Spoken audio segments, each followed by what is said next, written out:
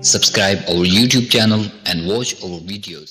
شیخ عبد القادر جیلانی رحمت اللہ علیہ نے ایک دفعہ اچانک سر جھکایا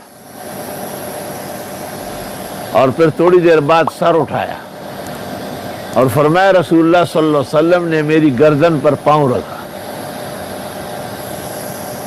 اور پھر میری پاؤں کے نیچے تمام دنیا کے اولیاء نے گردن جھکایا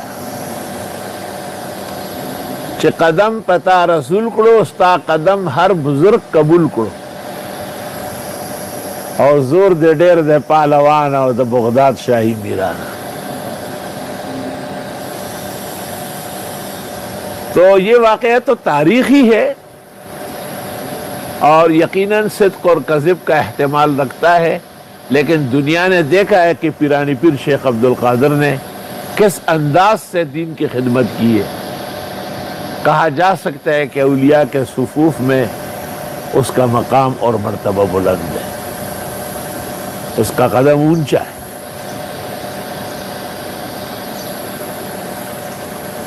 ابو بکر عطابکی نے النجوم الظاہرہ فی تاریخ ملوک مصر والقاہرہ جلد 3 جز 6 صفحہ 142 پر لکھا ہے، وعظا فرقہ کا حضرت نے واعظ کیے تو دنیا کو رلایا، درسا فحق کا درس دیے تو تحقیق سے،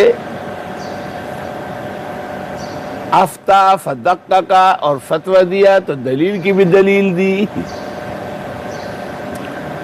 حضرت صاحب کو اللہ تعالیٰ نے 50 بچے دیے تھے اور 26 یا 24 ان کی زندگی میں فوت ہوئے ہیں اور 12 لڑکے اور 12 لڑکیاں ان کی حیات تک علماء و فضلات ہیں. اور ان کے درس کا عجیب طریقہ تھا، آدھے بیٹے دائیں آدھے بیٹے بائیں، درمیان میں پیرانی پیر شیخ عبد القادر ہوتے اور وہ ایک مسئلہ بیان کرتے پھر کہتے ماذا یقول شیخ عبد الرزاق، بڑے بیٹے کا نام تھا. وہ کہتا اقول کما قال ابی وماذا یقول شیخ عبد الجبار وماذا یقول شیخ عبد العزیز. وہ اخیر میں تھے سب کے، وہ کہتے تھے میں نہیں کہتا ہوں وہ جو والد صاحب نے کہا ہے، تو کہا لکھو یہ. اور پھر اخیر میں پیرانی پیر فیصلہ کرتے تھے. آپ نے کہا میں بغداد اس لیے آیا ہوں کہ یہ ابو حنیفہ کا شہر ہے اور امام ابو حنیفہ کا یہی درس کا طریقہ تھا.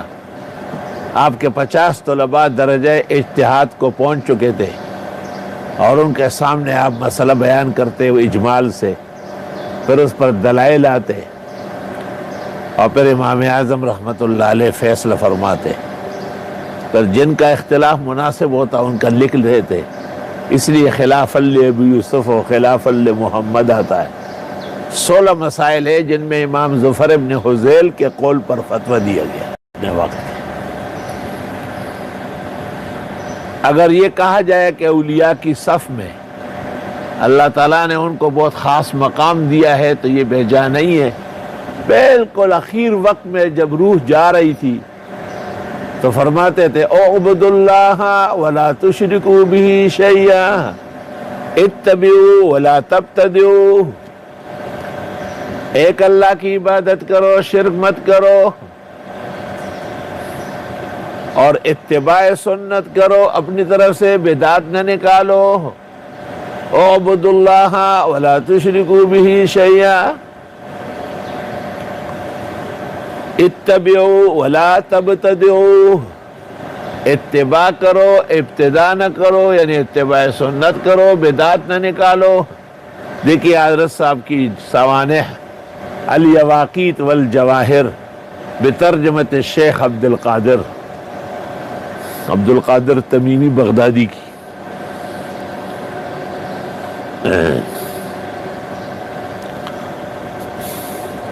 اللہ تعالیٰ نے مجھے حضرت صاحب کی زیارت بھی کرائی ہے.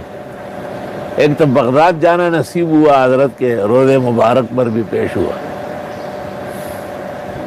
اور وہاں 5 وقت نمازیں جو ہوتی ہے مسجد ابو حنیفہ میں ہوتی ہے، بہت بڑی حویلی ہے، اور حویلی کے ہر کونے پر ایک مسجد احمد ابن حنبل، مسجد امام شافعی، مسجد امام مالک، لیکن 5 وقت نمازیں امام ابو حنیفہ والی مسجد میں۔ حالانکہ خود حضرت صاحب کی رائے احمد ابن حنبل کی تھی، لیکن 12 کے 12 بیٹوں کو کہا تھا تحنفو حنفی رہو۔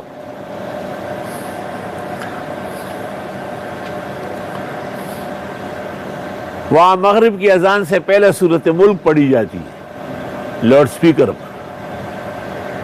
کہتے یہ بزرگوں کا عمل ہم نے دیکھا ہے بس۔ کہا پاکستان کے بدعتی آئے تھے، انہوں نے کہا صلاۃ و سلام، میں نے کہا نہیں، یہ تو خراب فرقے کی علامت ہے، یہ نہیں ہو سکتا۔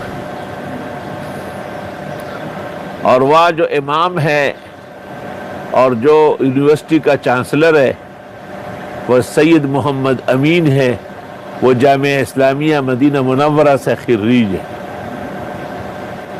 صاحب القامہ و شامہ ہے، بڑے اونچے عالم ہیں، ہمیں گھر بلایا، دعوت کی بات۔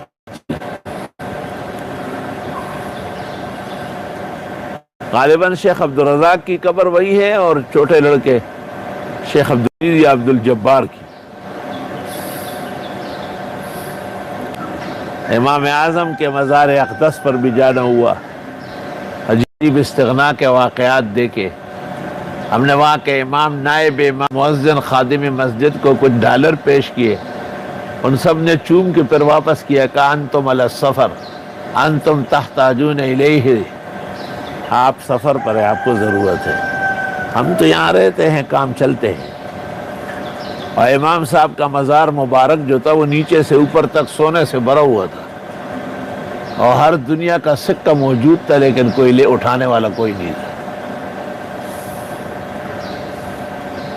جب امام، نائب امام، مؤذن، نائب مؤذن، خادموں نے ڈالر واپس کیے تو میں نے منصور کو کہا کہ وہ جو امام اعظم نے خلیفہ منصور کا عہدہ واپس کیا تھا، آج تک ان کے نسب میں اور نسبت میں وہ برکت موجود ہے۔ استغنا کی عجب شان تھی۔ ہمیں کوئی تقابل نہیں کرنا ہے، لیکن واضح تھا کہ یہ مجتہد زمانہ ہے، اور شیخ عبدالقادر تو 6 صدی ہجری کے مقلد ہے امام احمد بن حنبل کے۔